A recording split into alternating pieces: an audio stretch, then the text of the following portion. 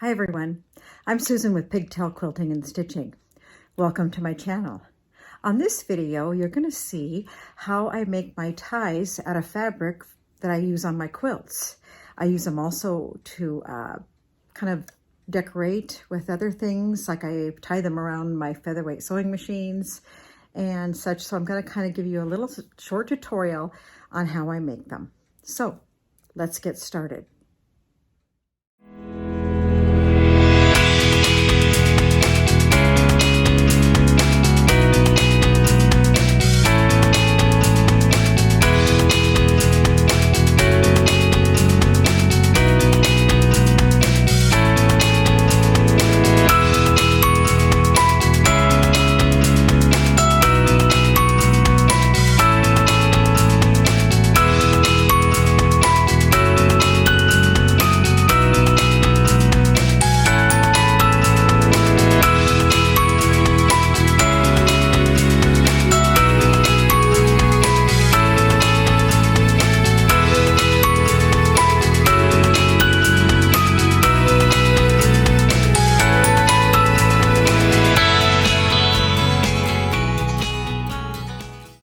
So what you're going to need to make a fabric tie, you're going to need about 8 inches of the width of fabric, and this is going to be for a shorter tie. And if you want a longer tie, you're going to need 2 8-inch cuts. So I'm going to just kind of straighten up my fabric, my edge, and then I'm going to cut an 8-inch width of fabric.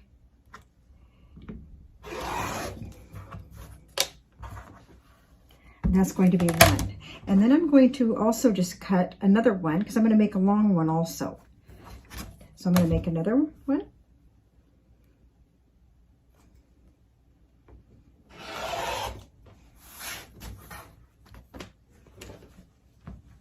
And then one more because I'm going to give you how I can make different lengths for what I need to tie.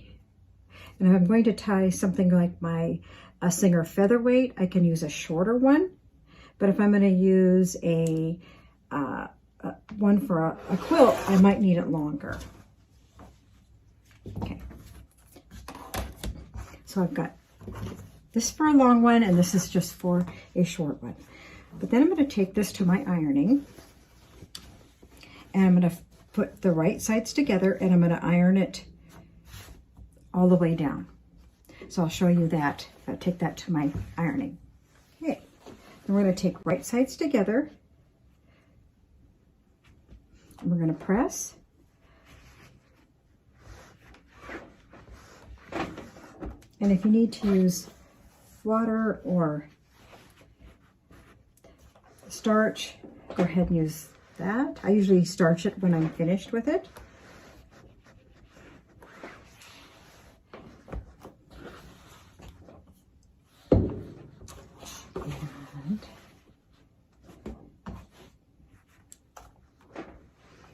Line that up. Just gonna press that. And my sister she's taught me how to do this. She has been doing this for many years. The bear in one of my videos that I have sitting on a rocking chair has a little bow on it, and she when she made me the bear, she put one of these ties on it also. So then I usually come over here and I fold it in half so I can get the middle.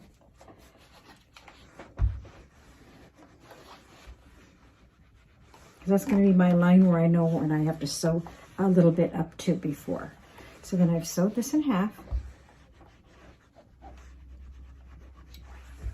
And I have that ready to take to my sewing machine. Now on the ones that I'm going to make a little bit bigger, I have 2 of these.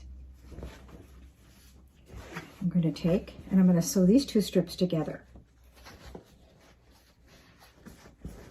So I'll take these over to my sewing machine and I will sew these 2 strips together, and I'm going to have a really long tie that I can fold in half also and make a tie. So you can see where I have this all folded in half and I've pressed it. It's all pressed in half, and I'm going to take it to the by cutting, and I'm going to cut the end so it has a bow-like ending. So I've got the end of my fabrics together, and I'm going to start on the folded side. So I'm going to lay my ruler and go up from there.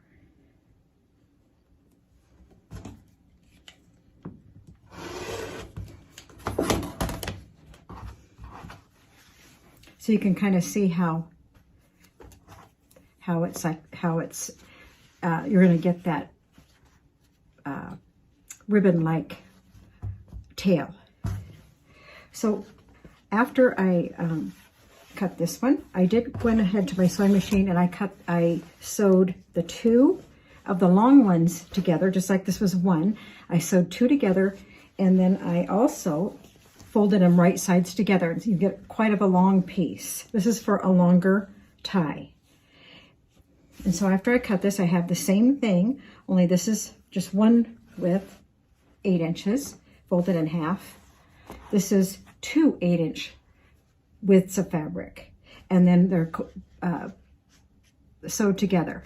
So what I have to do now on this one, I have to go ahead and cut my tails, just like I did on this one. So I laid this one out, and I have this one too. And it depends on how long I want this. And I have a quilt hanging on a wall, and I want to have it quite long, so I kind of want the tails long.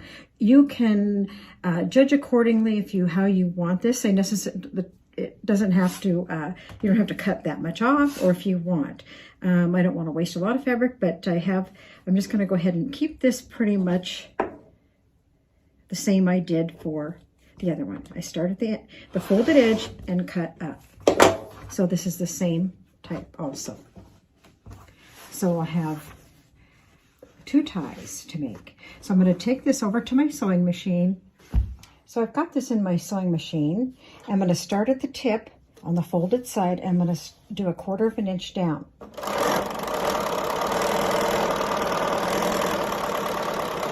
Stop here when I get to about 1/4 inch.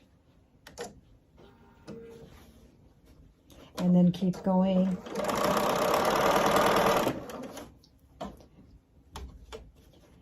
All the way down to the fold. I'm going to stop a little bit before I get to the fold. And the fold is right here. So I'm going to stop right before I get there.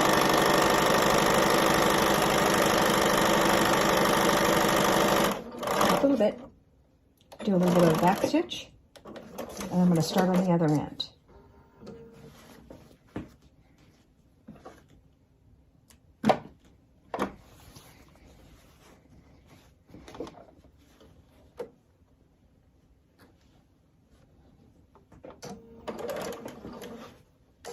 I'm going to start on this point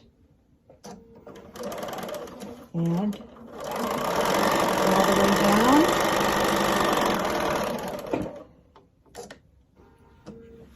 And all the way down to right before the fold.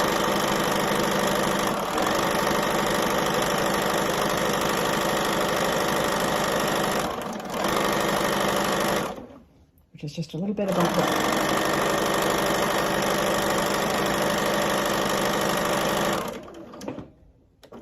Okay.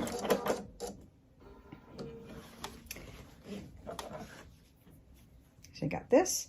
I'll take this back over to the ironing table, and I'll turn it in the right sides together.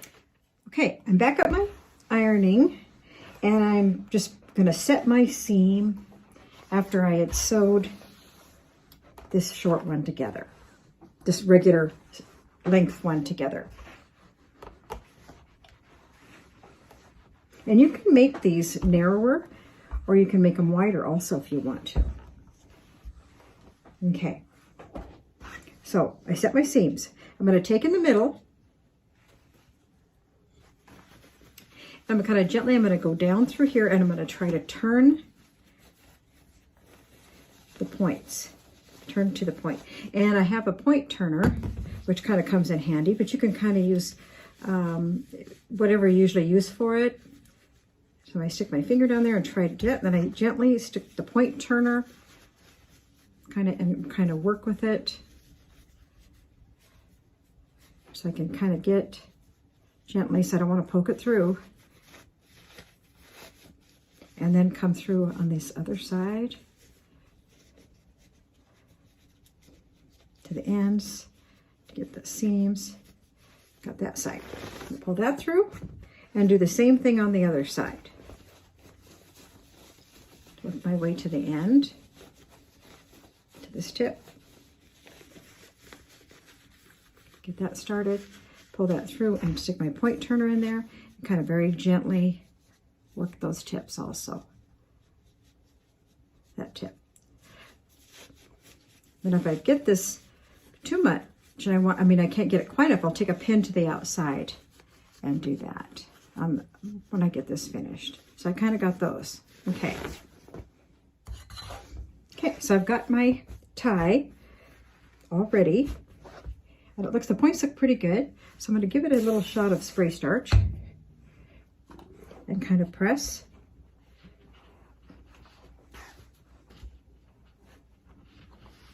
Kind of want to hook my seams there.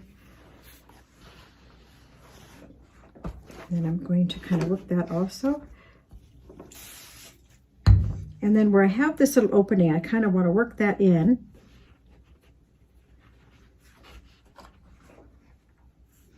And I can either hand sew that with a whip stitch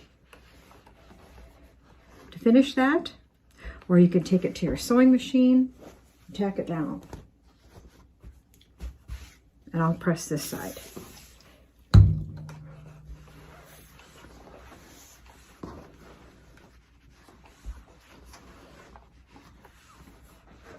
Here. So when I get it done, you can kind of fold it over. Give it a good pressing.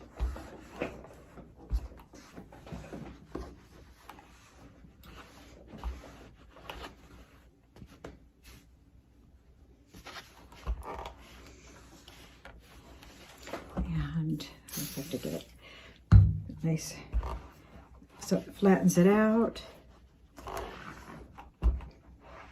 And you don't have to do a crease in the center. You can keep it like that, but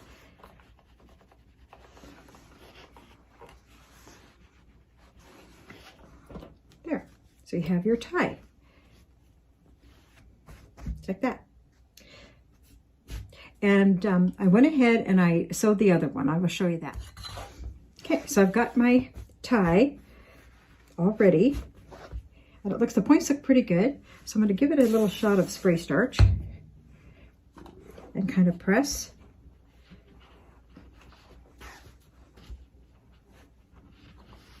Kind of want to hook my seams there. And then I'm going to kind of work that also. And then where I have this little opening, I kind of want to work that in.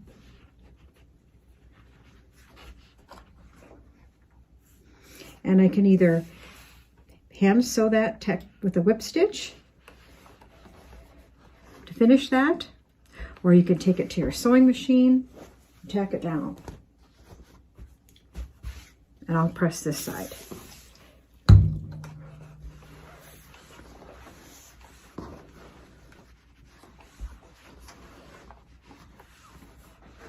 Here.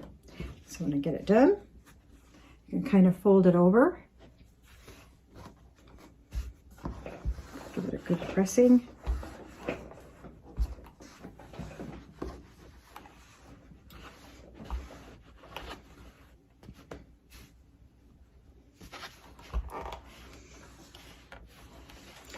And I just have to get it nice so it flattens it out.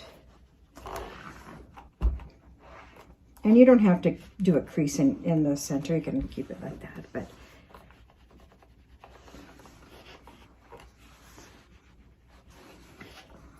there. So you have your tie. It's like that.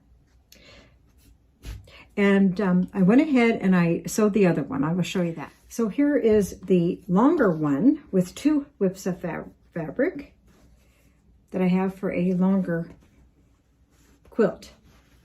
And it's just like the other one, only it's doubled the two widths. and I'll have longer tails and it's easier to tie the bow. So this is how I make my ties.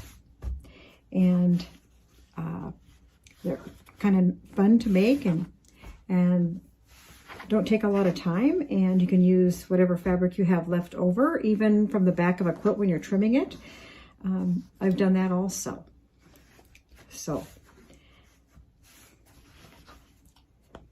there we go. So here is the longer tie that I just made, and I just put this quilt, I got this out of one of my armoires in the bedroom, and I just tied it up to give you a view of how it's going to look when you tie it. This is the one with the 2 widths of fabric of 8 inches sewn end to end, and then folded right sides together, pressed, and then the ends trimmed into a point, and then sewed, and then turned. So you can see how simple it is to make and how easy it is to hang your quilts. I just put a command hook on the door so I could kind of show you how that looks.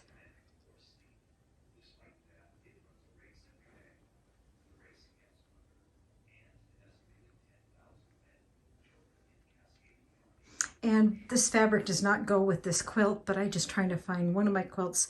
I have another one in mind, but I just wanted to give a quick view of how it looks with the longer ties.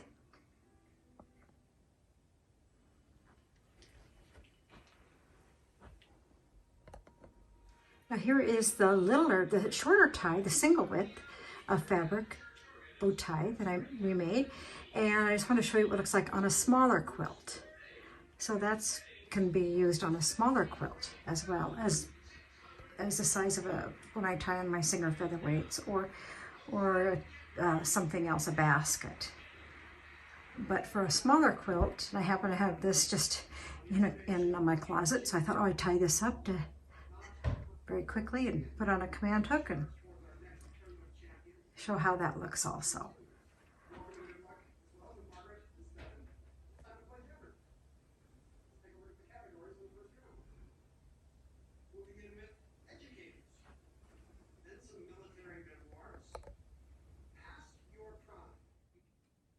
So here's just an example of some of the bows that I've used. This is a shorter one. This is made from the width of fabric on this little quilt here. And these were some leftover blocks from a broken dish, so I just use this to make a smaller little quilt. And over here on my little featherweight, I have another little bow tied with some kind of vintage blocks that I had found, and they were just quite a few of just a bunch of different blocks, so I folded up and put them in a little wooden box, and then I have one of the ones laying out here and another block under my sewing machine. And this is just with some quilts that I changed this up.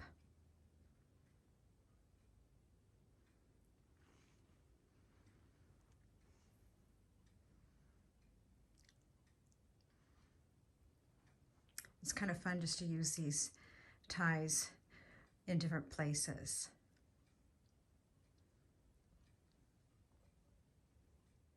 Here's another example of a quilt using one of my ties, and I just have it hanging off of a vintage ironing board, a wooden ironing board, and I have used this in other places in my house at times, but after Christmas I kind of tucked it beside the armoire, so you can kind of see that it's a place to hang a quilt. And you can use a command strip on that also when you want to use something for that, for hanging. So that works pretty well.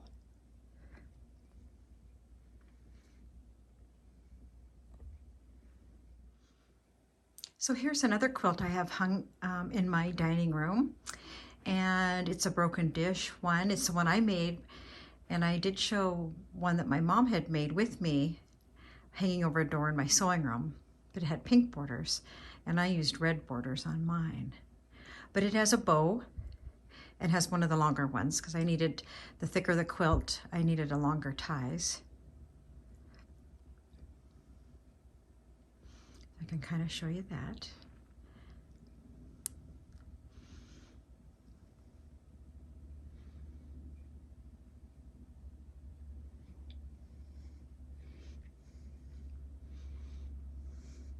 And some of my bows, they don't really necessarily match the same fabric of the quilts. If I don't have anything left over, I just try to use whatever I have, and I interchange them. So it kind of comes in handy when you can just have some bows made.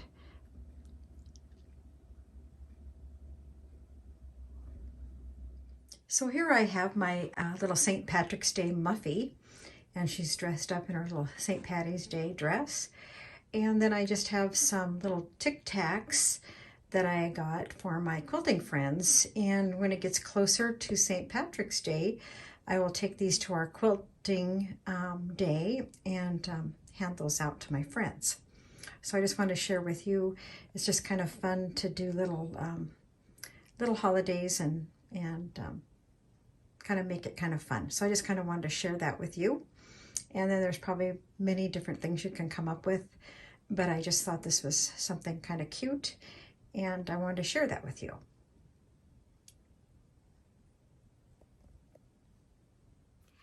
So I hope you enjoyed this video. Thank you for watching and for subscribing. I appreciate all your kind comments, and I want to thank Heather and Jeanette from Crafty Cottage Stitches for mentioning my channel on their Flosstube. So up next on Pigtail Quilting and Stitching, I'm going to do a little show and tell of some vintage finds that I've kind of been finding at some of my thrift stores and how I use them in my quilting.